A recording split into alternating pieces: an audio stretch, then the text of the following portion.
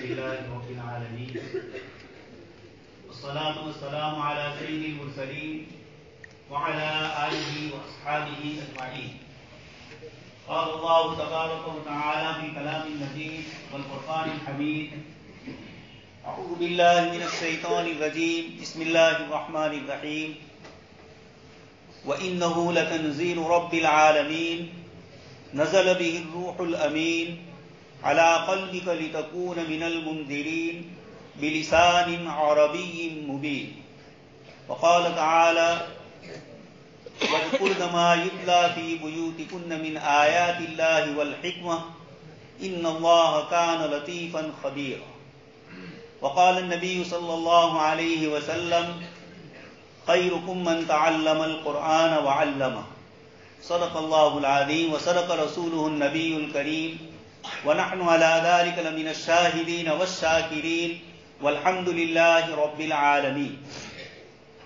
محترم و مکرم، ہم سب کے سرپرست اور شیخ حضرت مولانا ابو بکر صاحب دامت برکاتہم العالیہ، حضرت شیخ الحدیث صاحب دامت برکاتہم العالیہ، حضرات اساتذہ کرام، طلبہ عزیز اور مہمانان گرامی، آج کی یہ مجلس جو ختم قرآن کی مجلس ہے، اس روئے زمین پر اگر کوئی مجلس سب سے قیمتی اور سعادت مند ہو سکتی ہے تو وہ حفظ تکمیل قرآن کی مجلس.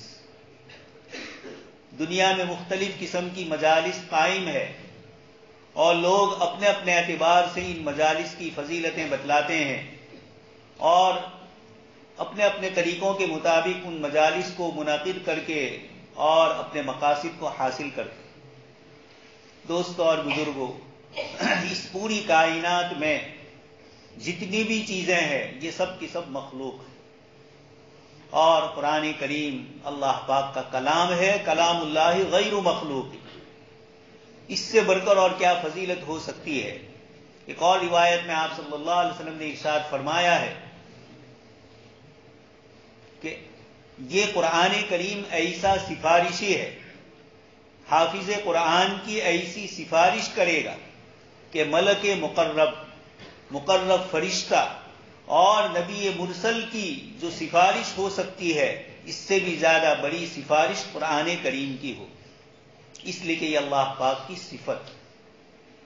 اللہ پاک نے ہم سب کو قرآن کریم سے وابستہ فرمایا، ایمان کی توفیق دی. یہ سب سے پہلے قرآن سے وابستگی ہے.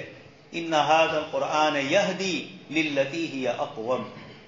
یہ قرآن کریم بالکل صاف اور صحیح اور درست راستہ بتلاتا ہے. قل ھذہ سبیلی ادعو. اللہ پاک جناب نبی اکرم صلی اللہ علیہ وسلم کو فرماتے ہیں کہ آپ فرما دیجئے کہ یہ قرآن والا راستہ، ان ھذا صراطی مستقیما فاتبعوہ، یہ بالکل سیدھا اور صحیح راستہ ہے، اس کی پیروی کرو. اللہ تبارک و تعالیٰ تمہیں کامیاب فرمائے. علی بصیرۃ انا ومن اتبعنی.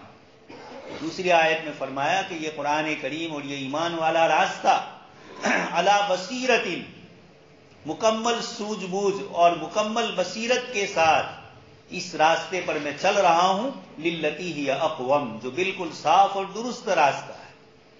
اللہ پاک نے ایمان کی توفیق کے ساتھ ہم سب کو سب سے پہلے اس طریقے کا متبع اور اس کا تابع داری کرنے والا بنایا، اور اس کے بعد قرآن کریم کے عظیم نعمت سے، اس کے الفاظ سے، اس کے معانی سے اللہ تبارک و تعالیٰ نے جن جن کو جس جس طریقے سے بھی بہراور فرمایا، یہ اللہ پاک کا فضل اور اس کا کرم. آپ کے سامنے میں نے کلام پاک کی آیت کی تلاوت کی. اللہ پاک قرآن کریم کا نسب نامہ بتلاتے ہیں، وَإِنَّهُ لَتَنزِيلُ رَبِّ الْعَالَمِينَ. یہ قرآن کریم رب العالمین کی طرف سے اتارا گیا. ساری کائنات میں اور ساری مخلوق کے اوپر جس کی ذرہ ذرہ پر حکومت ہے. وَمَا تَسْقُطُ مِن وَرَقَةٍ إِلَّا يَعْلَمُهَا وَلَا حَبَّةٍ فِي ظُلُمَاتِ الْأَرْضِ وَلَا رَطْبٍ وَلَا يَابِسٍ إِلَّا فِي كِتَابٍ مُبِينٍ. ایسی ذات جو ہر چیز اور ہر مخفی چیز کے اوپر لا تدرکہ الابصار وہو یدرک الابصار، اس کی نگاہیں ہیں، وہ علیم و خبیر اور بصیر ہے، ایسی ذات عالی کی طرف سے رب العالمین۔ ایک انگریز مصنف لکھ رہا ہے کہ دنیا کی دوسری جتنی کتابیں ہیں، جب میں نے ان کو پڑھا تو ایسا محسوس ہوا کہ کوئی انسان کسی انسان سے باتیں کر رہا ہے، لیکن جب قرآن کریم کو ہم پڑھتے ہیں تو پتہ چلتا ہے کہ ایک بہت ہی بلندی سے ایک ذات ہم سارے انسانوں کو خطاب کرتی ہے۔ یہ کبھی گفتگو کرتے ہیں تو پہاڑوں اور دریاؤں کی باتیں ہوتی ہیں، کہیں گفتگو ہوتی ہے تو آسمان و زمین اور سمندروں کی باتیں ہوتی ہیں۔ جب خطاب کرتے ہیں تو ایک دم محبت کا خطاب فرماتے ہیں، قل یا عبادی الذین اسرفوا علی انفسہم لا تقنطوا من رحمت اللہ، اپنے بندے کہہ کر پکار رہے ہیں۔ اور جس وقت اپنے غضب کو ذکر فرماتے ہیں، یا معشر الجن والانس ان استطعتم ان تنفذوا من اقطار السماوات والارض فانفذوا لا تنفذون الا بسلطان، ایسی قوت اور طاقت کے ساتھ انسانوں اور جناتوں کو خطاب ہو رہا ہے کہ تم کہاں جاؤ گے۔ کسی جگہ پر آیت کریمہ میں فرمایا کہ کیا تم مطمئن ہو گئے ہو کہ زمین اللہ تبارک تعالیٰ دھسا دے، زلزلہ آ جائے، مسخ ہو جائے، لوگ زمین کے اندر اتر جائے، چہرے بدل جائے، اور کیا تم مطمئن ہو کہ آسمان سے بجلی نہ گرے، آسمان پھٹ جائے، اور تم سب کو کہنے کا حاصل یہ ہے کہ انسانوں کی اور کائنات کی مخلوق کی قدرت اور طاقت کیا ہے؟ کچھ نہیں۔ اس کے مقابلے میں اللہ تبارک تعالیٰ نے اپنی قدرت اور اپنی طاقت کو ذکر فرمایا۔ وہ خداوند قدوس فرماتے ہیں وَإِنَّهُ لَتَنزِيلُ رَبِّ الْعَالَمِينَ، یہ قرآن کریم رب العالمین کی طرف سے اتارا گیا ہے۔ نزل بہ الروح الامین، اس کو لے کر آنے والے حضرت جبرائیل علیہ السلام، جن کے متعلق قرآن کریم نے اللہ تبارک تعالیٰ نے مختلف آیتوں میں حضرت جبرائیل علیہ السلام کی فضیلت ذکر فرمائی۔ یہ امانت دار ہے، مطاع ثم امین، آسمانی دنیا میں ان کی بات سنی جاتی ہے۔ فرشتوں کے سردار 600 پر ہے۔ جب قوم لوط کی بستیوں کو اٹھایا اپنی انگلیوں سے اور پھر اس کے بعد نیچے پٹکا، اللہ پاک نے فرمایا فَجَعَلْنَا عَالِيَهَا سَافِلَهَا وَأَمْطَرْنَا عَلَيْهِمْ حِجَارَةً مِّن سِجِّيلٍ۔ یہ حضرت جبرائیل علیہ السلام کی قوت اور طاقت ہے۔ یہ اس قرآن کو لے کر آنے والے، اور عَلَىٰ قَلْبِكَ لِتَكُونَ مِنَ الْمُنذِرِينَ، جناب نبی اکرم صلی اللہ علیہ وسلم کے قلب اطہر پر اللہ تبارک تعالیٰ نے اس قرآن کریم کو نازل فرمایا۔ عزیز طلبہ، یہ جملہ ہے عَلَىٰ قَلْبِكَ، یہ قرآن جس کا مرکز نبی کا سینہ ہے، اللہ پاک نے آج ہمارے سینوں میں اس کے الفاظ کو محفوظ کیا ہے۔ ہم پہلے تو اس کے الفاظ کی حفاظت کرنے والے بنے۔ جو کوتاہیاں ہوتی ہے، حضرت مولانا نے ہمیں اشارہ کیا، اور جناب نبی اکرم صلی اللہ علیہ وسلم نے مختلف روایتوں میں ذکر فرمایا کہ جیسے اونٹ اس کی رسی چھوڑ دی جاتی ہے اور وہ پکڑ میں نہیں آتا ہے، قرآن کریم اس سے بھی زیادہ وہ غیرت والی ذات کا کلام ہے، غیرت مند کلام ہے۔ جب اس کی حفاظت نہیں کی جائے گی، اس کے ساتھ تعلق اور شغف نہیں رکھا جائے گا، تو یہ قرآن کریم بھی ہم سے دوری اختیار کر لے گا۔ اور پھر اس کی جو وعیدیں ہیں، حسن بصری رحمۃ اللہ علیہ فرماتے ہیں آدمی کے لیے سب سے بڑی بدقسمتی یہ ہے کہ وہ قرآن کریم کو یاد کر کے بھول جائے۔ اس لیے آج آپ نے قرآن کریم کو جو محفوظ کیا ہے اپنے سینوں میں، ایک طرف آپ حضرات کی فضیلت ہے، آپ کی اور آپ کے پڑھانے والے اساتذہ کرام کی، جو روایت میں نے آپ کے سامنے پڑھی، خیرکم من تعلم القرآن وعلمہ۔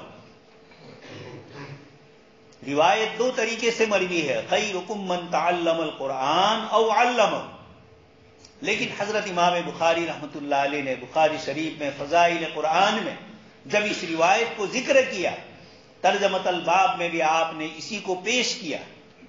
حضرات محدثین فرماتے ہیں کہ امام بخاری رحمۃ اللہ علیہ یہ فرمانا چاہتے ہیں کہ میں دو فضیلتوں کو یکجا دیکھنا چاہتا ہوں. خیرکم من تعلم القرآن او علمہ، پڑھنا یا پڑھانا، قرآن کو سیکھنا اور قرآن کریم کو سکھانا. لفظ او کے بجائے واو والی روایت کو امام بخاری رحمۃ اللہ علیہ نے فضیلت دے کر ہمیں اس بات کی طرف متوجہ کیا کہ ہم قرآن کریم کو صرف پڑھنے والے نہ بنے، سیکھنے والے نہ بنے، بلکہ سکھانے والے بھی بنے. اس لیے سکھانے والا بننے کے لیے پہلے سیکھنے میں محنت کرنی پڑے گی. اس لیے آج اللہ تبارک و تعالیٰ نے آپ کو اس فضیلت سے سرفراز فرمایا. عالم کلاس میں تو استاد ایک دو طالب علموں کا سبق سن لیتے ہیں اور پھر آگے چلتے ہیں، لیکن حفظ کے مدرس کو ہر طالب علم کا سبق سننا پڑتا ہے، سبق کا پارا اور دور سننا پڑتا ہے، اور طالب علم کی اپنی محنت کے مطابق استاد کو اس کو آگے بڑھانا ہوتا ہے، آگے چلایا نہیں جا سکتا. اس لیے یہاں آپ کے اساتذہ نے آپ کے اوپر جو محنتیں کی، آپ کے سبق کے پاروں پر محنتیں کی، اور خود سختی بھی کرنی ہی پڑتی ہے. حفظ کا نظام ہی ایسا ہے کہ بچپنا ہے، غفلت. اس لیے قرآن کریم کی محفوظیت کے لیے آپ کے ساتھ جو کچھ معاملہ کیا گیا یہ محض اس لیے تھا کہ قرآن کریم آپ کے سینوں میں محفوظ ہو جائے. اللہ تبارک و تعالیٰ نے آج اس کی تکمیل فرمائی کہ آپ نے قرآن کریم کے ان 30 پاروں کو محفوظ فرمایا. حضرت مولانا ابرار صاحب رحمۃ اللہ علیہ فرماتے تھے کہ جلگاؤں میں ایک بہت بڑا جشن منایا گیا.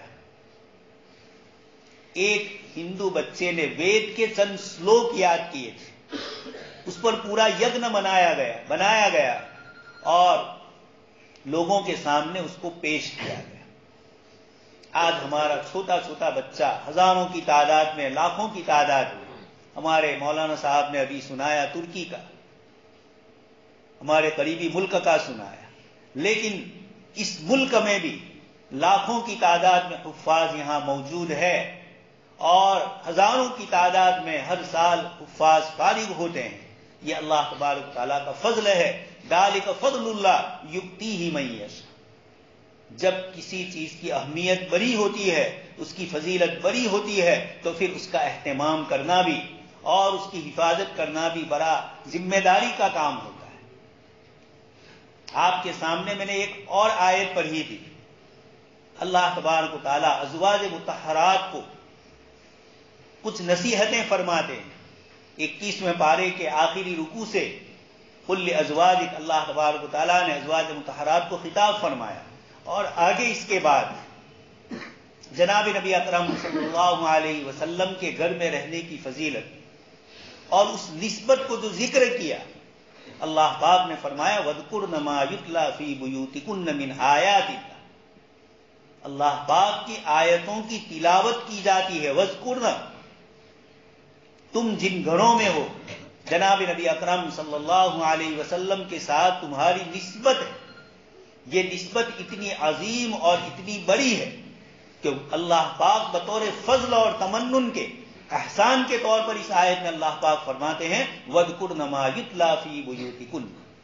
اس سے یہ معلوم ہوتا ہے تم یاد کرو ان گھروں کو، ما یتلا فی بیوتکن، اس چیز کو جو تمہارے گھروں میں تلاوت کی جاتی ہے. حضرات مفسرین کرام نے اس آیت کی تفسیر میں لکھا کہ جن گھروں میں قرآن کریم کی تلاوت کی جاتی ہے اور جو قرآن کریم کی حفاظت کے ذریعے ہیں، اللہ پاک نے اس کو وَاذْكُرْنَ کے ذریعے ہمیں یاد دلایا، تذکیر فرمائی کہ یاد کرو. مدارس اسلامیہ میں رات کو 11 بجے 12 بجے تک طلبہ قرآن اور قرآن کریم سے متعلق چیزوں کو پڑھتے اور حفظ کے بچے پھر صبح سویرے اٹھ جاتے. یہ مدارس اسلامیہ جہاں دن کے 24 گھنٹوں میں سے کم 15-17 گھنٹے قرآن کریم کی تلاوت ہوتی ہے، اس سے بہتر ہوئے زمین پر اور کون سا مقام ہوگا جہاں اللہ کی کتاب کی اتنی کثرت سے تلاوت کی جاتی ہے. اللہ پاک مجھے اور آپ کو بھی کہنے ہیں وَاذْكُرْنَ مَا يُتْلَى فِي بُيُوتِكُنَّ مِنْ آیَاتِ اللَّهِ وَالْحِکْمَةِ. قرآن اور حدیث کی تعلیم جہاں ہو رہی ہے، وَاذْكُرْنَ، اس احسان کو یاد رکھو. اس کا جو ذریعہ بننے والے ہیں ان کا احسان مانو۔ ہمارے بزرگوں نے فرمایا مدرسے میں جھاڑو دینے والا، پیشاب پاخانہ صاف کرنے والا، یہ بھی ہمارا محسن ہے، یہ بھی اسی انتظام میں ہمارے لیے مددگار اور معین بن رہا ہے۔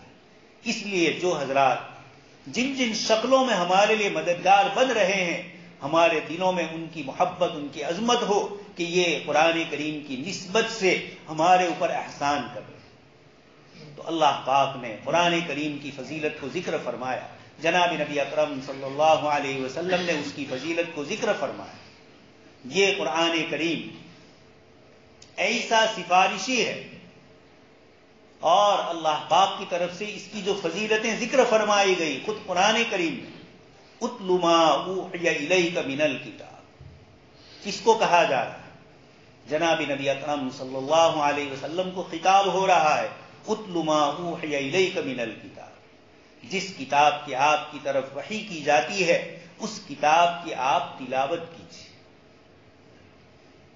حدیث شریف میں فرمایا جس کو اللہ تبارک تعالیٰ سے گفتگو کرنا ہو، باتیں کرنا ہو، وہ قرآن کریم پڑھے، اپنے رب کے ساتھ اس کی یہ گفتگو ہی ہو رہی ہے۔ اتنی بڑی فضیلت کی چیز حفاظ قرآن کو حاصل ہو رہی ہے، حفظ کے طلباء کو حاصل ہو رہی ہے۔ اوپر کی جو کتابیں نحو، صرف، بلاغت، منطق، اصول فقہ، اصول حدیث، اصول تفسیر، اور خود احادیث کا درس، تفسیر کا درس، یہ سب واسطے ہیں، اور آپ جس چیز کو پڑھ رہے ہیں براہ راست اللہ پاک کا کلام۔ اس لیے قرآن کی فضیلت دوسری ساری چیزوں کے اوپر اللہ تبارک و تعالیٰ نے ایسی رکھی ہے۔ روایت آپ سن چکے ہوں گے کہ اللہ کے کلام کی فضیلت مخلوق کے اوپر جیسے اللہ پاک کو فضیلت، اس طریقے سے اللہ تبارک و تعالیٰ کے کلام کو بھی مخلوق کے کلام پر فضیلت حاصل۔ حضرت امام شافعی رحمۃ اللہ علیہ کتاب الام تصنیف ہو رہی، اور امام مزنی رحمۃ اللہ علیہ جو آپ کے بڑے شاگردوں میں سے، جب کتاب کا مسودہ تیار ہو رہا تھا اور اس میں کچھ غلطیاں رہ جاتی ہے، پروف کرنا ہوتا ہے، پروف ریڈنگ ہوتا ہے، حضرت امام مزنی رحمۃ اللہ علیہ ایک مرتبہ، دو مرتبہ، کئی مرتبہ چھوٹی چھوٹی اغلاط لے کر آئے کہ حضرت اس میں یہ اس طرح ہے، یہ اس طرح ہے۔ جب کئی مرتبہ ایسا ہوا، حضرت امام شافعی رحمۃ اللہ علیہ نے فرمایا اس کو ایسے ہی رہنے دیں، اور ایک جملہ ارشاد فرمایا، اب اللہ ان یکون کلاما صحیحا غیر کلامی، اللہ پاک نے اس بات سے انکار کر دیا ہے کہ اس کے کلام سے بڑھ کر کسی کا کلام ہو، اس کے کلام کی جو بے عیب ہے، لا ریب فیہ ہے، مخلوق کے کلام کے مقابلے میں اللہ پاک کے کلام کی حیثیت ایسی ہے کہ اس میں کوئی عیب نہیں ہے، مخلوق کے کلام میں عیب ہوتا ہے۔ کتنی ہی محنت کے بعد کتاب آپ تیار کریں، اس کے بعد بھی کتاب چھپنے کے بعد آپ کے ذہن میں آتا ہے یا کوئی یاد دلاتا ہے کہ فلانی چیز ایسی ہونی چاہیے، فلانی چیز اس طرح رکھی جائے، فلانے مضمون کو اس انداز میں پیش کیا جائے، یہ انسانی کلام ہوتا ہے۔ حضرت امام شافعی رحمۃ اللہ علیہ فرماتے ہیں، اب اللہ ان یکون کلاما صحیحا غیر کلامی۔ اس لیے دوستو اور بزرگوں، اللہ تبارک و تعالیٰ نے اپنے اس پاک کلام کو اس امت کے لیے، اللہ تبارک و تعالیٰ نے اتنی برکت والی کتاب اتاری کہ جب سورہ طٰہٰ اور سورہ یاسین کو فرشتوں نے ملائے اعلیٰ میں دیکھا تو انہوں نے کہا طوبیٰ لأمۃ، بڑی فضیلت اور بڑی برکت ہے اس امت کے لیے جس کے اوپر یہ قرآن کریم نازل ہو رہا ہے، بڑی خوشخبری ہے ان زبانوں کے لیے تنطق جو قرآن کریم کے الفاظ کی تلاوت کرے گی، بڑی خوشخبری ہے ان قلوب کو جو قرآن کریم کو اپنے سینوں میں محفوظ کریں گے۔ اتنی برکت والی، اتنی عظمت والی کتاب، اللہ پاک فرماتے ہیں افمن شرح اللہ صدرہ للاسلام فہو علی نور من ربہ، اللہ نزل احسن الحدیث کتابا متشابہا مثانی تقشعر منہ جلود الذین یخشون ربہم ثم تلین جلودہم وقلوبہم الی ذکر اللہ۔ قرآن کریم کے موقع پر اللہ پاک فرماتے ہیں نزل احسن الحدیث، پورا قرآن کریم احسن ہے، کوئی حصہ اس کا حسن نہیں، پورا کا پورا حسن ہے۔ انسانی کلام میں افعل التفضیل اور صفت کے صیغے اور اسم فاعل کے صیغوں میں فرق ہوتا ہے، اللہ پاک کے کلام میں سارا کا سارا احسن ہوتا ہے۔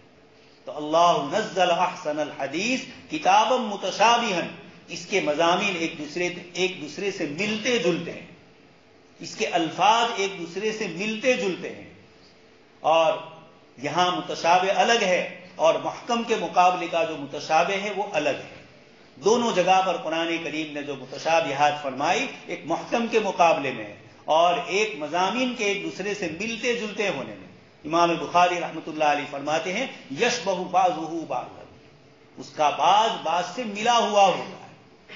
یہ قرآن کریم کی اللہ پاک نے صفت ذکر فرمائی۔ آگے اللہ پاک فرماتے ہیں تقشعر منہ جلود الذین یخشون ربہم، جو لوگ اپنے پروردگار سے ڈرتے ہیں، تقشعر منہ جلود، اس قرآن کا سب سے پہلے اثر ان کے قلب پر پڑتا ہے، اور قلب کے اثر کی نمائش ان کے بدن کے اعضاء پر ظاہر ہوتی ہے۔ وہ قرآن کریم جو خود جناب نبی اکرم صلی اللہ علیہ وسلم پر نازل ہو رہا قولا ثقیلا، اللہ پاک نے خود فرمایا کہ ہم آپ کے اوپر ایک بوجھل کلام کو نازل کریں گے۔ سخت سردی کے دنوں میں آپ صلی اللہ علیہ وسلم کی پیشانی عرق آلود ہو جاتی، جس صحابی کے ران کے اوپر سر رکھا ہوا ہے، جس جانور کے اوپر آپ صلی اللہ علیہ وسلم سوار ہیں، وہی کے اس بوجھ سے، ظاہری حصی بوجھ، مانوی بوجھ تو نبی ہی کا قلب سمجھ سکتا ہے، لیکن ظاہری اور حصی جو بوجھ تھا اس کا یہ اثر ہوتا تھا۔ تو دوستو اور بزرگوں، یہ اللہ پاک کا وہ کلام ہے، جب اس کی تلاوت کی جاتی ہے زادتہم ایمان، ایمان والوں کے قلوب میں ایمان اور یقین کی کیفیات میں بڑھوتری ہوتی ہے۔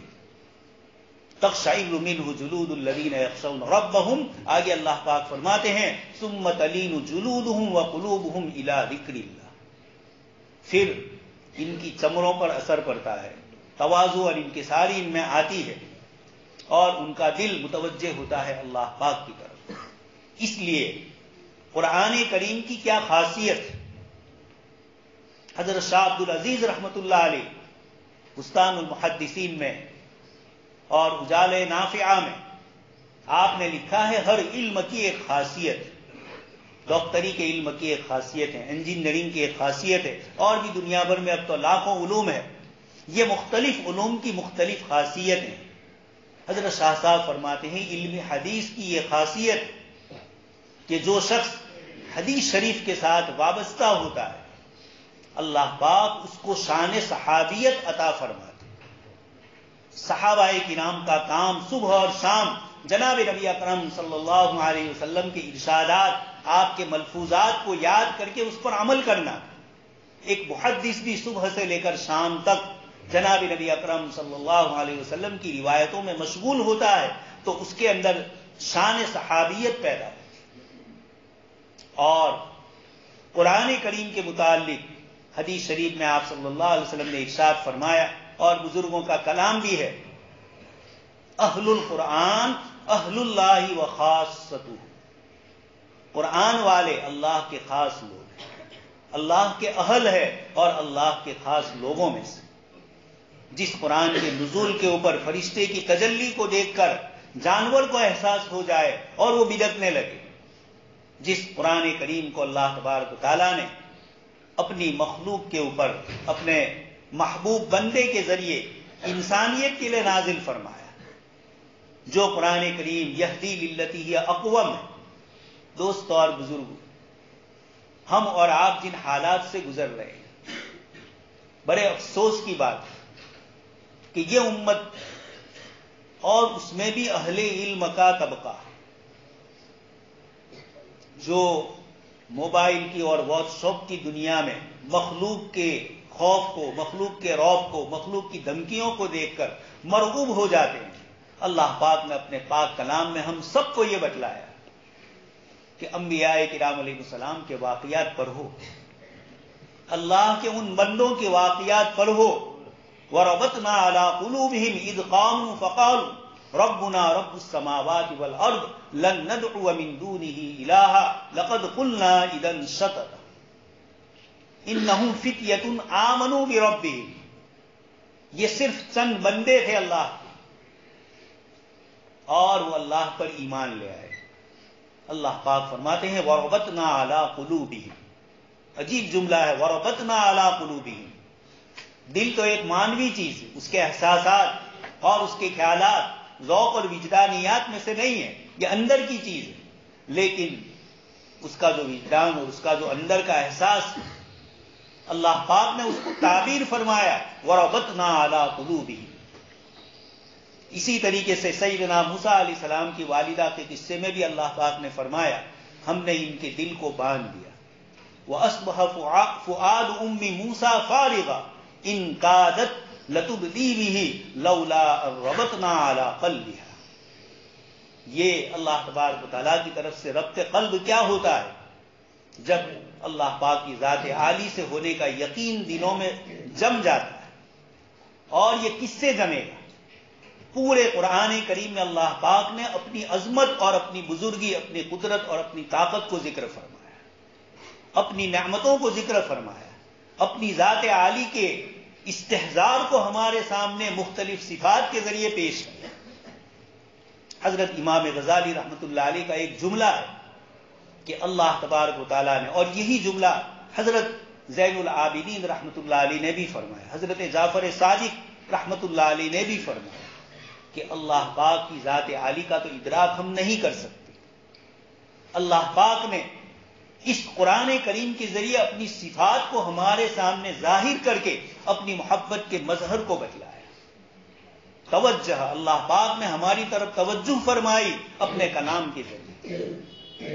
اسی کو صوفیاء کرام ایک روایت کی شکل میں پیش کرتے ہیں، اگرچہ حضرت مولانا علامہ شبیر احمد عثمانی رحمۃ اللہ علیہ نے اس روایت کو موضوع تک کہا، لیکن آپ نے خود ہی فرمایا کہ اس کا جو مضمون ہے یہ قرآن اور حدیث کے مطابق۔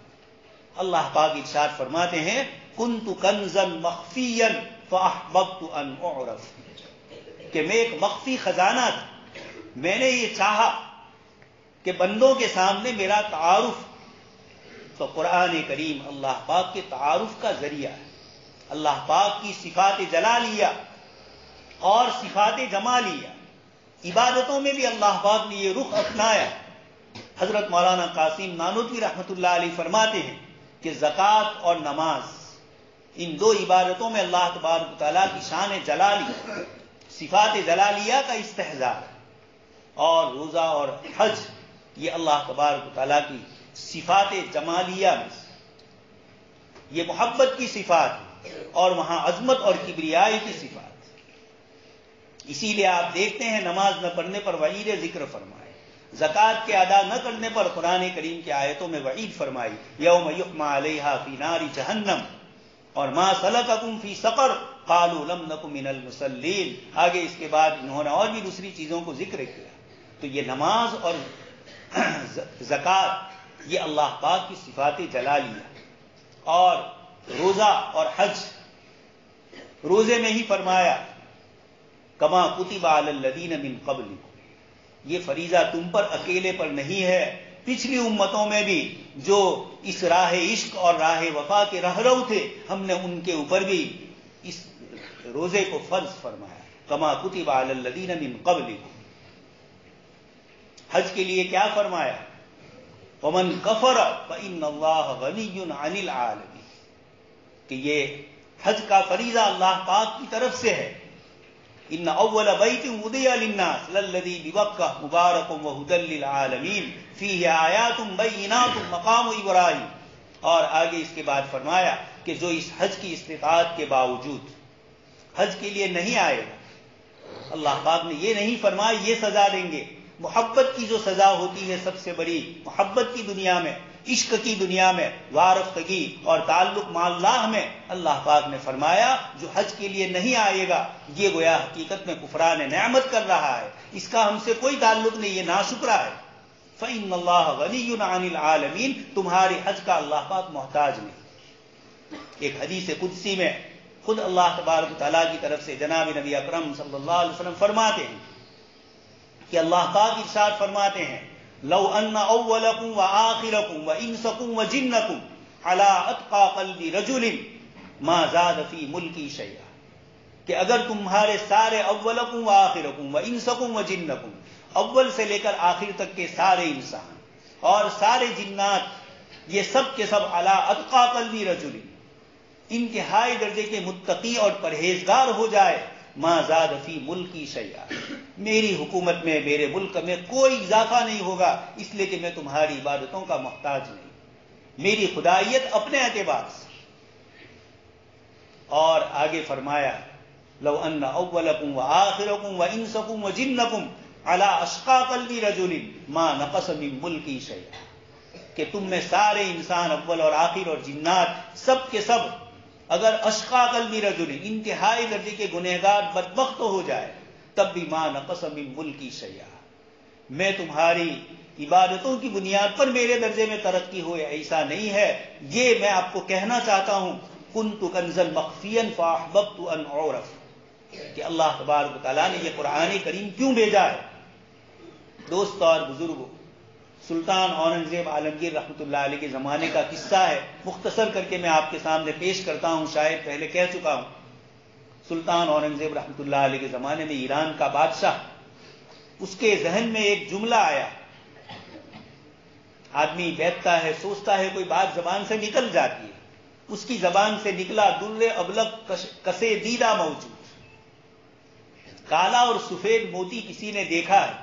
اب یہ ایک جملہ فارسی میں اس کی زبان سے نکلا، یہ پورے شعر کا ایک مصرع ہے۔ اس نے اپنے دربار کے جو شاعر لوگ تھے ان کو بلایا اور بلا کر کہا کہ یہ جملہ میری زبان سے نکلا ہے، ایک مصرع ہے، تم اس کو پورا کرو۔ شاعروں نے بہت کوشش کی لیکن پورا نہیں ہو سکا، بہت کوشش کی۔ اس کے بعد انہوں نے کہا کہ یہ تو ایسا ہی بیکار جملہ ہے۔ بادشاہ نے کہا نہیں، کہیں نہ کہیں سے، آپ گجراتی میں مسل مشہور ہے، راجا واجا نے واندرا، ان کی زبان سے جو چیز نکلتی ہے پھر اس کے بعد واپس نہیں آتی ہے۔ راج ہتھ، بار ہتھ اور استری ہتھ، یہ ہتھیں ایسی ہوتی ہے کہ پیچھے نہیں ہے۔ تو اس نے پورے ملک میں اعلان کیا، بڑے بڑے شعراء کوشش کر چکے لیکن کامیاب نہیں ہوئے۔ تو کسی نے کہا کہ بازو میں ہندوستان ہے، سلطان اورنگزیب رحمۃ اللہ علیہ کے دربار کا شاید کوئی شاعر ہو اور وہ آپ کی اس شعر کی تکمیل کرے۔ چنانچہ ہندوستان میں یہ بھیجا گیا، بڑے بڑے شعراء کو اورنگزیب نے بلا کر کہا کہ اس کو پورا کرو، کسی سے پورا نہیں ہو سکا۔ سلطان پریشان تھے کہ اتنا بڑا ملک اور یہاں فارسی کا کوئی ایسا شاعر نہیں ہے جو اس بات کو پورا کرے۔ شعراء نے کہا یہ کلام ہی لغو ہے، اس کا کوئی مطلب ہی نہیں۔ سلطان پریشان تھے۔ آپ کی صاحبزادی زیب النساء بڑی عالمہ فاضلہ تھی، انہوں نے دیکھا کہ بادشاہ سلامت والد محترم پریشان ہے، پوچھا کہ کیا بات۔ سلطان اورنگزیب رحمۃ اللہ علیہ نے فرمایا کہ ایسا ہے، بیٹی بھی شاعرہ تھی، انہوں نے کہا میں بھی کچھ لگاؤں، وہ بھی کافی کوشش کر چکی لیکن مسئلہ حل نہیں ہوگا۔ ایک دن وہ سرما لگا رہی تھی آئینے میں دیکھ کر، اور اتفاق سے سرما بڑا تیز تھا، تو جیسے ہی سرما آنکھ میں لگایا آنکھوں سے آنسو ٹپکنے لگے، اور وہ جو آنسو تھے یہ سفید اور کالے، اس لیے کہ سرما والے آنسو تھے۔ تو فوراً ان کی زبان پر آ گیا مگر اشک بتانے سرما آ گئی، کہ سرما لگائی ہوئی معشوقہ ہوتی ہے، اس کی آنکھوں کے جو آنسو ہوتے ہیں یہ در ابلق ہوتے ہیں، یعنی سفید اور کالے رنگ کا مکس موتی کس نے دیکھا ہے؟ تو فوراً ان کی زبان پر نکلا کہ ہاں دیکھا ہے مگر اشک بتانے سرما آ گئی۔ خیر یہ جملہ کہا اور شاعری ہو گئی، بادشاہ کی وہاں پہنچایا گیا، سارے شعراء بھی خوش ہو گئے، بادشاہ سلامت بھی خوش ہو گئے۔ اب ایک نئی مصیبت آئی، شعراء نے کہا کہ اتنا بڑا مشہور شاعر ہندوستان میں ہے، اس کو تو ایران میں فارسی زبان کا جو اصل گھر ہے وہاں ہونا چاہیے، اس کو یہاں دعوت دی جائے۔ سلطان اورنگزیب رحمۃ اللہ علیہ اپنی صاحبزادیوں کو، ہماری طرح نہیں تھا کہ اپنی بچیوں کو اسکول اور کالج کے لیے بغیر محرم کے دور دور تک مسافت شرعیہ سے بھی دور ہم پہنچا دیں اور فخر اور خوشی محسوس کریں۔ یہ بڑے دیندار لوگ، یہ بڑے غیور تھے۔ حدیث شریف میں ایک غیور کا لفظ آتا ہے، ایک دیوس کا لفظ آتا ہے، دونوں ایک دوسرے سے بالکل اپوزٹ۔ غیور آدمی کی غیرت۔ حضرت سعد بن عبادہ رضی اللہ تعالیٰ عنہ کے سامنے جب یہ لعان کی آیتیں پڑھی گئی اور لعان کے مسئلے کو ذکر کیا گیا، اور اس سے پہلے جو آیت میں ہے کہ 4 گواہوں کو پیش کیا گیا، انہوں نے کہا کہ کیا ایک آدمی اپنی بیوی کو کسی اجنبی کے ساتھ دیکھے، وہ 4 گواہ تلاش کرنے جائے گا؟ میری غیرت اس کا تقاضا نہیں کرتی۔ لوگوں نے حضور صلی اللہ علیہ وسلم کے سامنے اس کو پیش کیا، آپ صلی اللہ علیہ وسلم نے فرمایا کہ اس سعد کی غیرت کی بات، وَأَنَا أَغْيَرُ مِنْ، اور میں حضرت سعد سے بھی زیادہ دینی غیرت والا ہوں، واللہ اغیر منی، اور اللہ پاک مجھ سے بھی زیادہ غیرت والے ہیں۔ اسی کی غیرت کا تقاضا ہے کہ حرم الفواحش، اللہ پاک نے ناجائز اور گندی چیزوں کو اللہ تبارک و تعالیٰ نے حرام فرمایا۔ یہ اللہ پاک کی غیرت۔ عزیز طلبہ، قرآن اللہ ہی کا کلام ہے، اس کی بھی غیرت ہے کہ جب ہم اس کو نہیں یاد کریں گے تو تراویح میں لوگوں کے سامنے ہماری بے عزتیاں ہوگی۔ یہ قرآن کی غیرت ہوگی۔ نماز پڑھانے کھڑے ہوں گے، مشق نہیں کی ہوگی تو آسان سے آسان رکوع میں بھی غلطی جائے گی۔ یہ قرآن کی غیرت ہے۔ اس لیے عزیز طلبہ، اس غیرت کی حفاظت کریں گے تو قرآن کریم ہماری حفاظت کرے گا۔ خیر، تو یہ سلطان اورنگزیب رحمۃ اللہ علیہ پھر پریشان ہو گئے۔ بیٹی نے پھر دیکھا ابا کو، کہا پھر پریشانی، مسئلہ تو حل ہو گیا۔ سلطان نے فرمایا کہ تمہارے پہلے مسئلے کے حل کرنے نے دوسرا مسئلہ پیدا ہے، اب وہ تم کو وہاں بلا رہے ہیں۔ بیٹی نے کہا آپ گھبرائیے مت، میں اپنا ایک شعر لکھ کر بھیج دیتی ہوں، اس میں سارا جواب ہو جائے گا۔ زیب النساء نے ایک شعر لکھا، ہر کے دیدن میل دارد مرا، در سخن بیند مرا، در سخن مخفی منم، چوبو اے گل در برگ گل، کہ جو مجھے دیکھنا چاہتے ہیں وہ میری شاعری میں مجھے دیکھیں۔ ہر کے دیدن میل دارد مرا، در سخن بیند مرا، میری گفتگو میں مجھے دیکھیں۔ در سخن مخفی منم، میں اپنی بات ہی میں پوشیدہ ہوں، جیسے کہ گلاب کی خوشبو گلاب کی پتی میں ہوتی ہے، باہر خوشبو نظر نہیں آتی ہے، یہ گلاب کی پتی میں ہوتی ہے، یا اور کشید کر کے جب ہمارے سامنے عطر کی شکل میں آتا ہے تو گلاب کی خوشبو نظر آتی ہے۔ تو گلاب کی اپنی ذاتی خوشبو گلاب کی پتیوں میں ہے، باہر نہیں ہے۔ دوستو اور بزرگوں، یہ تو اورنگزیب رحمۃ اللہ علیہ کی بیٹی نے اپنی شاعری کے متعلق کہا۔ مجھے آپ سے عرض کرنا ہے، اللہ پاک مجھے اور آپ کو کہہ رہے ہیں، در سخن مخفی منم، چوبو اے گل در برگ گل، میں اپنے کلام میں مخفی ہوں۔ میرے کلام کو جب سنو گے، میرے کلام کو پڑھو گے توجہ سے، میری صفات اور میری نعمتوں کا استحضار، میری قدرت، طاقت اور سطوت کو جب قرآن میں پڑھو گے بار بار، تو تمہارے دل میں در سخن مخفی منم، میں تمہارے دل میں آؤں گا۔ پھر میری عظمت ایسی ہوگی کہ اکیلے ابراہیم خلیل اللہ تنے تنہا شرک اور کفر کے مقابلے میں کھڑے ہیں۔ حالات ناخوشگوار ہے، لیکن صاف قرآن کریم نے فرمایا، الا الذی فطرنی فانہ سیہدین، تمہارے سارے باطل معبودوں کی میں انکار کرتا ہوں، میں ان میں سے کسی سے نہیں ڈرتا ہوں۔ الا الذی فطرنی، مگر وہ اللہ جس نے مجھے پیدا کیا، فانہ سیہدین۔ ابتداء اسلام ہے، جناب نبی اکرم صلی اللہ علیہ وسلم پر سورہ قل یا ایھا الکافرون نازل، حال میں بھی نہیں، مستقبل میں بھی نہیں۔ تم کیسی ہی بڑی بڑی دھمکیاں دو، لنخرجنک کہتے رہو، لیکن ہم کہیں گے رب نجنی من القوم الظالمین، رب ان قومی کذبون فافتح بینی وبینہم فتحا۔ سیدنا موسیٰ علیہ السلام نے بھی یہی دعائیں فرمائی، یہ قرآن کریم نے ہمیں بتلایا۔ اس لیے اس وقت ضرورت ہے کہ اہل علم خود اللہ پاک کی ذات عالی اور اس کی صفات کا استحضار کرے، وہ سمجھے۔ شیخ عز الدین ابن عبد السلام رحمۃ اللہ علیہ اصول فقہ اور مقاصد شریعت کے بہت بڑے ماہر اور بہت زبردست عالم، اپنی صدی کے مجدد حضرت مولانا سید ابو الحسن علی الندوی رحمۃ اللہ علیہ نے تاریخ دعوت و عظیمت میں جن اصحاب دعوت و عظیمت کا نام لیا اور جن کی سوانح کو ذکر کیا، اس میں آپ کی سوانح کو بھی ذکر کیا۔ شیخ عز ابن عبد السلام رحمۃ اللہ علیہ کو بادشاہ وقت نے بلایا، اور وہ بڑا ظالم اور جابر بادشاہ تھا، اور ایک مسئلے کے لیے بلایا تھا جس میں وہ دوسری بات چاہ رہا تھا۔ شیخ عز ابن عبد السلام رحمۃ اللہ علیہ نے اس کے سامنے جو صحیح اور صاف مسئلہ تھا، جو اس کی طبیعت کے خلاف تھا، آپ نے اس کو ذکر کیا۔ اللہ پاک کا کرنا، بادشاہ کی طرف سے آپ کی کوئی پکڑ نہیں ہوئی۔ جب آپ باہر نیچے اتر رہے تھے، آپ کے شاگردوں نے آپ کو کہا کہ حضرت آپ تو اس ظالم اور جابر کو جانتے تھے، آپ نے جو فتویٰ دیا اور جو مسئلہ ذکر کیا، ہم ڈر محسوس کر رہے تھے کہ شاید یہ آپ کو دربار ہی میں قتل کر دے۔ شیخ نے فرمایا مجھے بھی اس بات کا احساس ہے، لیکن میں نے جس وقت اس نے مجھے مسئلہ پوچھا، میں نے اپنے ذہن میں اللہ پاک کی طاقت کا استحضار کیا اور بادشاہ کی بھی طاقت کا استحضار کیا، یہ مجھے کتنا نقصان پہنچا سکتا ہے اور اللہ کی نہ مان کر اس کو راضی کروں گا تو اللہ کی طرف سے مجھے کتنا نقصان پہنچ سکتا ہے۔ جب دونوں کا میں نے تقابل اور توازن کیا تو مجھے یہ محسوس ہوا کہ اللہ پاک کی طاقت اور قدرت کے مقابلے میں بادشاہ کی طاقت ایک کتے کے پلے سے بھی کم ہے۔ چھوٹا سا کرکریا جو ہم بولتے ہیں، کتے کا بچہ، جس کو ہم پتھر مار کر یا کسی بھی طریقے سے نقصان پہنچا سکتے ہیں۔ حضرت شیخ نے فرمایا جب بادشاہ کا تصور کیا تو اللہ کی طاقت اور قدرت کے مقابلے میں اس کا یہ مجھے احساس ہوا۔ دوستو اور بزرگوں، آج ہم اہل علم کے دلوں میں بھی ان باطل خداؤں کے متعلق، ان سیاسی سرگروہوں کے متعلق ہمارے دلوں کے اندر جو خوف کی ایک فضا قائم ہے، اللہ تبارک تعالیٰ نے سورہ کہف میں ان آیتوں کو نازل کر کے مجھے اور آپ کو بتلایا کہ وہ اپنے وقت کی دجالی قوت سے مقابلہ کر رہے تھے۔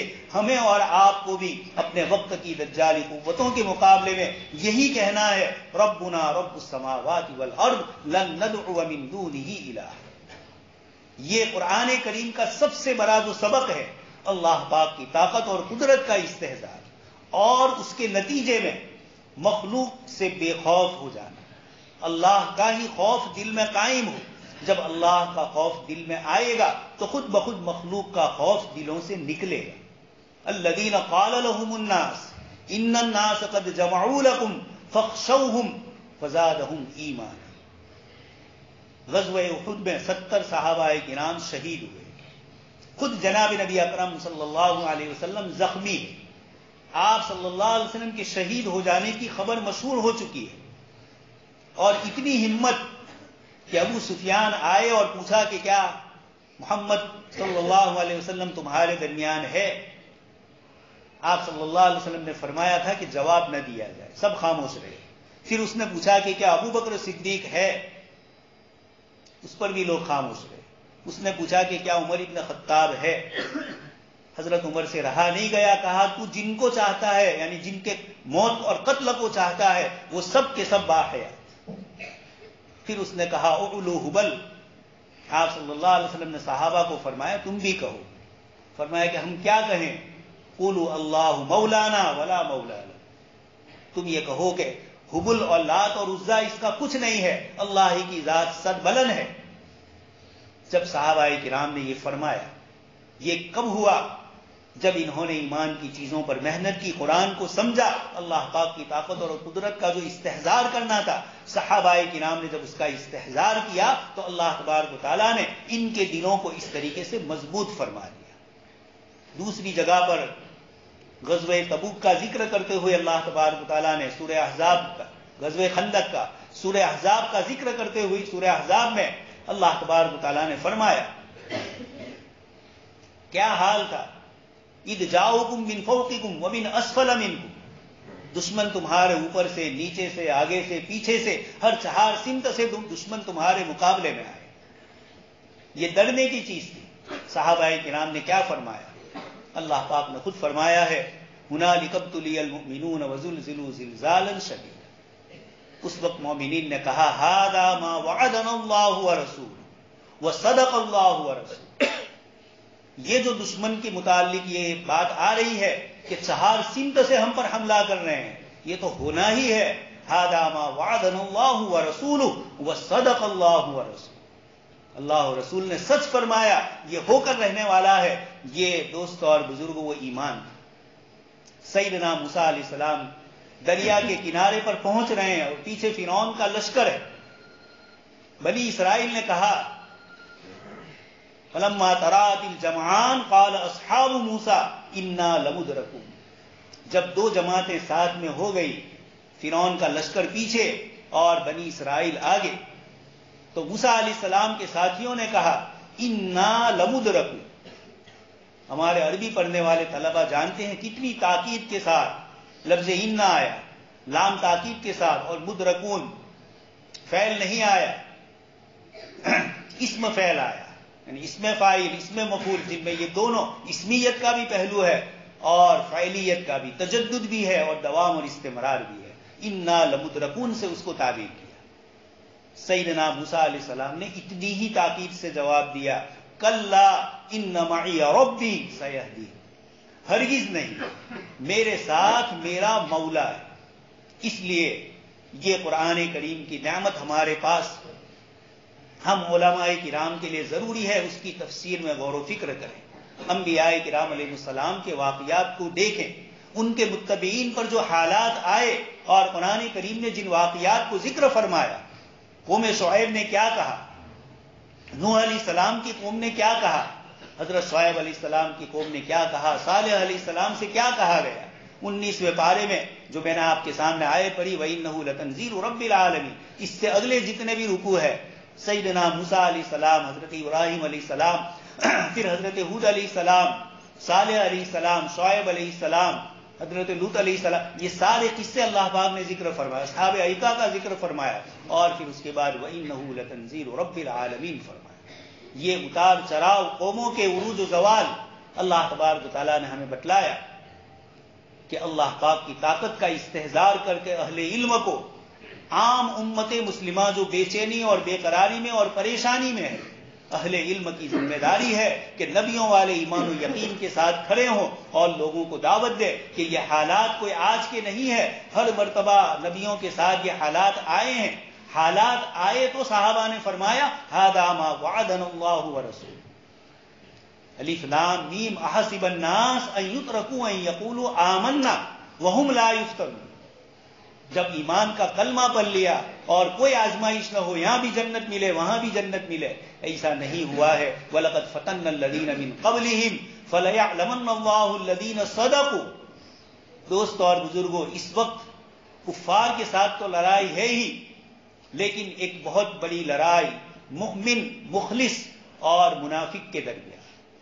اللہ پاک کی طرف سے یہ جو حالات آ رہے ہیں, صحابہ کرام کو غزوہ بدر میں نکالا, احد میں نکالا اور منافقین کو باہر کر دیا. غزوہ تبوک میں آخری مرتبہ منافقین اور مومنین کو الگ کر دیا گیا. اللہ پاک نے فرمایا کہ ہم اخلاص والے اور بے اخلاص والوں کا امتحان لیتے ہیں. جب صحابہ کا امتحان لیا گیا, نبیوں کا لیا گیا, فلما فصل طالوت بالجنود, داؤد علیہ السلام اور طالوت اور جالوت, یہ جو مقابلہ آرائی ہوئی, وہاں بھی فمن شرب منہ فلیس منی, پانی کے نہر پر آنا اور اس سے پانی نہ پینا. مفسرین نے اس پر بہت تفصیلی گفتگو کی ہے. بتلانا یہ ہے کہ ایک ظاہری حصی فائدے کی چیز ہے, پیاس لگی ہوئی ہے, لیکن نبی کے نائب یہ کہہ رہے ہیں کہ پانی نہیں پینا ہے. فمن شرب فلیس منی, وہ ہم میں سے نہیں ہوگا. یہ خواہشات نفسانی اور اس وقت بھی جو چاہت ہماری ہے, اس کے مقابلے میں اللہ تبارک تعالیٰ کی طاقت اور قدرت, پورا قرآن کریم توحید سے برابر ہے. حضرت مولانا ابو الحسن علی الندوی رحمۃ اللہ علیہ فرماتے ہیں, قرآن کریم پڑھنے کے بعد بھی اگر کسی کے دل میں اللہ کی طاقت اور قدرت کے متعلق وسوسہ پیدا ہو, شک پیدا ہو, تو پورا قرآن کریم شرک اور کفر کی مذمت اور اس کی برائی کے لیے آیا ہے, ایک اللہ کی طاقت اور قدرت ہی کو بتلانے کے لیے آیا ہے. سارے واقعات, سارے حالات پڑھ لیجئے. اللہ پاک فرماتے ہیں کہ کیا سورج کو اگر ہم روک لیں تو کون ہے جو تمہیں رات دے, بلیل تسکنون فی.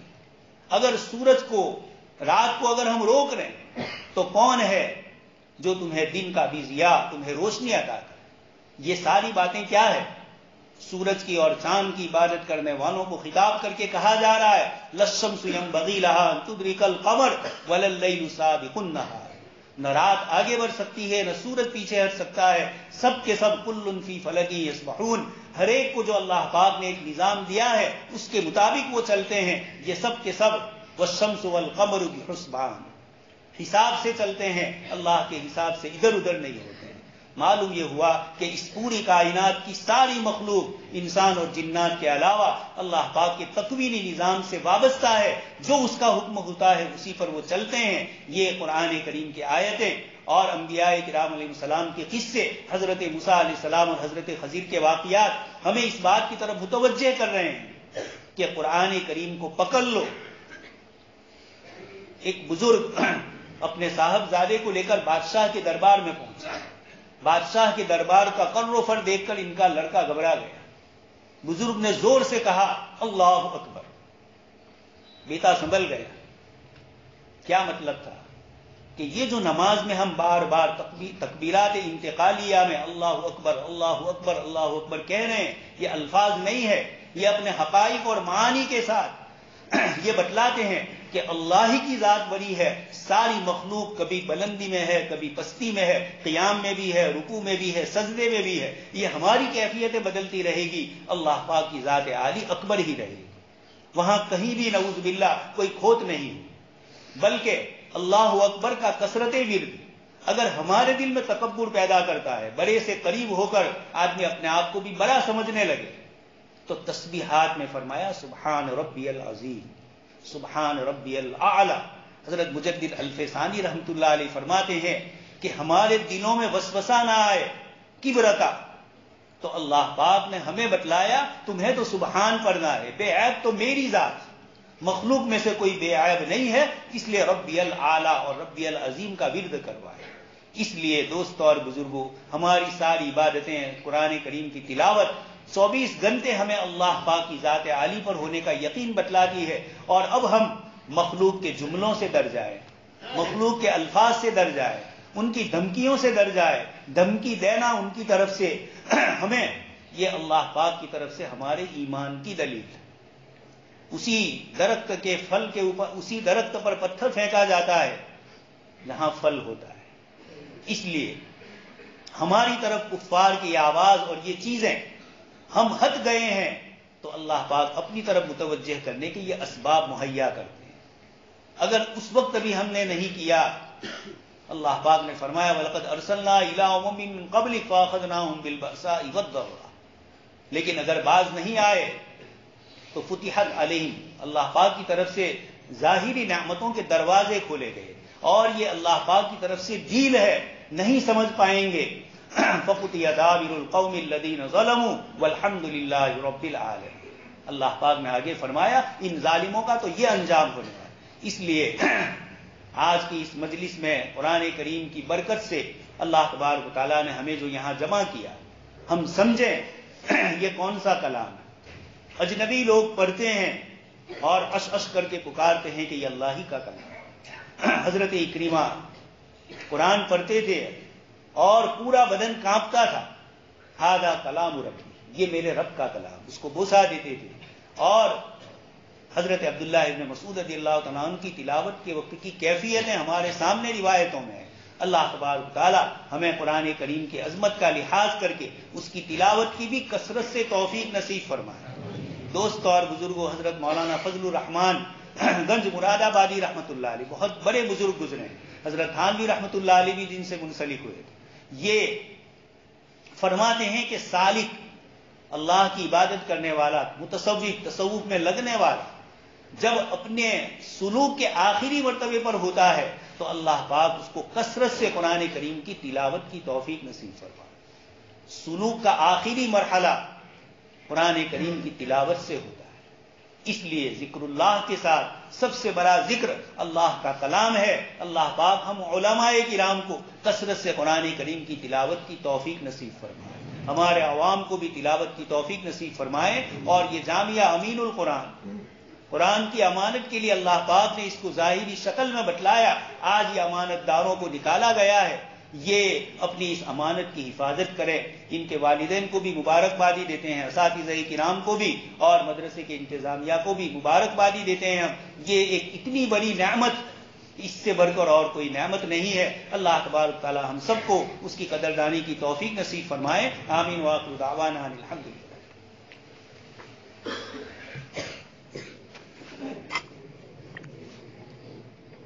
الحمدللہ رب العالمین، والصلاة والسلام علی سید المرسلین وعلی آلہ وصحبہ اجمعین۔ اللهم ربنا آتنا في الدنيا حسنة وفي الآخرة حسنة وقنا عذاب النار۔ ربنا اغفر لنا ذنوبنا وإسرافنا في أمرنا وثبت أقدامنا وانصرنا على القوم الكافرين۔ اللهم إنا نسألك التقى والهدى والعفاف والغنى، اللهم إنا نسألك العفو والعافية والمعافاة في الدنيا والآخرة۔ مولا کریم، ہم سب گنہگار ہیں، رب کریم جو نسبت ہے وہ بہت عالی اور بہت بڑی ہے، آپ کے کلام الہی کی تکمیل ہو رہی ہے۔ مولا کریم، جیسے ختم بخاری کے موقع پر بزرگوں سے دعاؤں کی قبولیت کی بات، ایک روایت میں آپ صلی اللہ علیہ وسلم نے ختم قرآن پر بھی دعاؤں کی قبولیت کو ذکر فرمایا ہے۔ اے مولا کریم، امت بڑی محتاج ہے، مولا ہم سب آپ کے ہیں، آپ کی طرف ہماری نسبت. وما نقموا منهم الا ان يؤمنوا بالله العزيز الحميد. ان کو ہمارا کوئی قصور نہیں ہے، ہماری ذات سے کوئی دشمنی نہیں ہے، ان کو ہمارے ایمان سے دشمنی. شیطان کو حضرت آدم علیہ السلام سے لے کر قیامت تک جو دشمنیاں ہیں وہ ایمان کی نسبت سے ہے. اے مولا کریم، وقت کے جو شیاطین ہیں ان کو بھی ہماری ذات سے نہیں، ہمارے دل میں جو اللہ کا کلام ہے، ہم جو توحید کے متوالے ہیں، ایک اللہ کے علاوہ سر تسلیم کسی کے آگے ہم نہیں کرتے ہیں. اے مولا کریم، یہی ان کی سب سے بڑی پریشانی ہے. مولا کریم، یہ مدارس اسلامیہ، مکاتب قرآنیہ، یہ خانقاہ ہیں، اور مولا کریم یہ دعوت و تبلیغ کی محنتیں، رب کریم ہمارے ایمان کے بچانے کے یہ ظاہری ذریعے ہیں.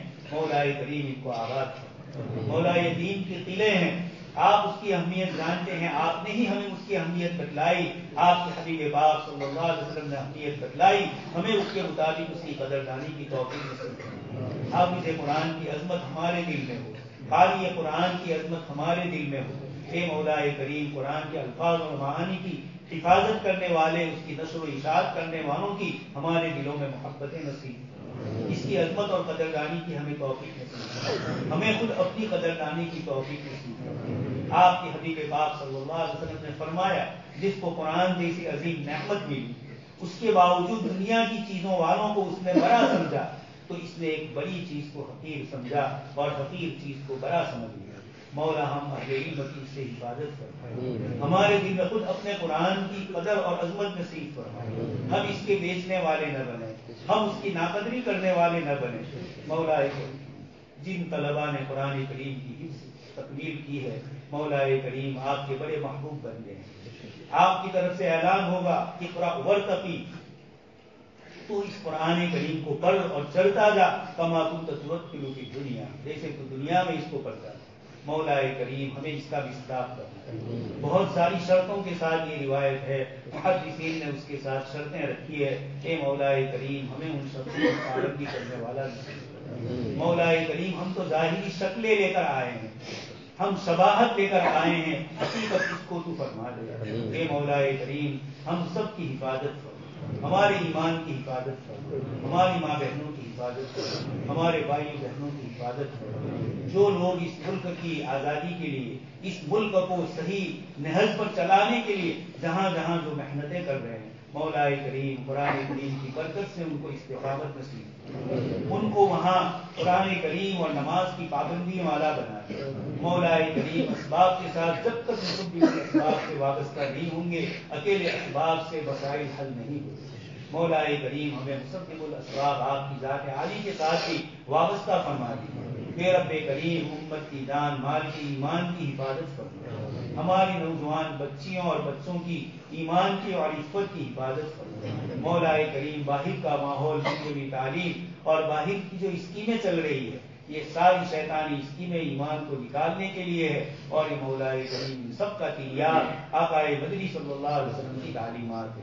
مولا امت کو اس کی طرف وابستہ فرما دیا. مولا کریم ادارے اپنے مقاصد کی طرف، جن جناب نبی اکرم صلی اللہ علیہ وسلم کے مقاصد کی طرف قرآن کریم نے اشارے فرمائے، مولا کریم یہاں تلاوت بھی ہوتی ہے، یتلو علیہم آیاتہ ویزکیہم، تزکیہ بھی، اخلاق اور تربیت پر بھی محنتیں ہوتی ہے، تعلیم پر بھی محنت ہو رہی ہے. اے مولا کریم ان سب کے اوپر ہم اپنے بندے ہونے کے اعتبار سے اپنی محنتوں کے اوپر اس کی تکمیل کے دعوے نہیں کرتے، ہم اس کی ظاہری شکلیں اپنائے ہوئے ہیں. مولا کریم اندر کی روح اور اندر کی حقیقت کو اس کو مہیا کرنا. مولا کریم ہم سب کی دعاؤں کو محض اپنے فضل و کرم سے، جناب نبی اکرم صلی اللہ علیہ وسلم کے صدقے میں اور آپ کے پاک کلام کی برکت سے، ہم میں سے جس جس کے دل میں جو تمنا جائز ہے اور جو اس کی حاجتیں ہیں، جو چاہتے ہیں، مولا آپ ہم میں سے ہر ایک سے زیادہ جانتے ہیں. مولا کریم اس قرآن کی برکت سے ان کی تمناؤں کو پوری فرما، پریشانیوں تکلیفوں کو دور فرما. مدرسے کے محسنین جو احسان کرتے ہیں، علمی اعتبار سے، عملی اعتبار سے، دام درہم سکون مشوروں کے اعتبار سے جو بھی ہم سب کے ساتھ وابستہ ہے، مولا ان دعاؤں میں آپ ان کو بھی شامل فرمائیں۔ اے مولا کریم ان کی بیماریوں کو دور فرمائیں، ان کے بچوں اور ان کی عورتوں ان کے گھر والوں کو چین سکون امن عافیت نصیب فرمائیں، امت کے مقروضین کے قرض کی ادائیگی کی شکلیں پیدا فرمائیں۔ مولا کریم اپنے دین اور اپنے نبی کی ذات کے ساتھ ہمیں وابستگی نصیب فرمائیں، آپ کی ذات اور آپ کی قدرت کا استحضار فرما کر مخلوق کا رعب اور مخلوق کا خوف دلوں میں سے نکل جائے۔ جو پیشاب پاخانے کا محتاج ہے اس کی کیا طاقت اور قدرت ہو سکتی ہے؟ 400 سال تک تو نے فرعون کو حکومت دی، لیکن جب تو نے پانی میں غرق کیا، الآن وقد عصیت قبل وکنت من المفسدین، آپ نے اس کو دریا کی نظر فرما دیا، اور پھر اس کے بعد آپ نے سارے عالم والوں کے لیے بطور عبرت اور نمونے کے آپ نے اس کو دریا کے کنارے پر پہنچایا۔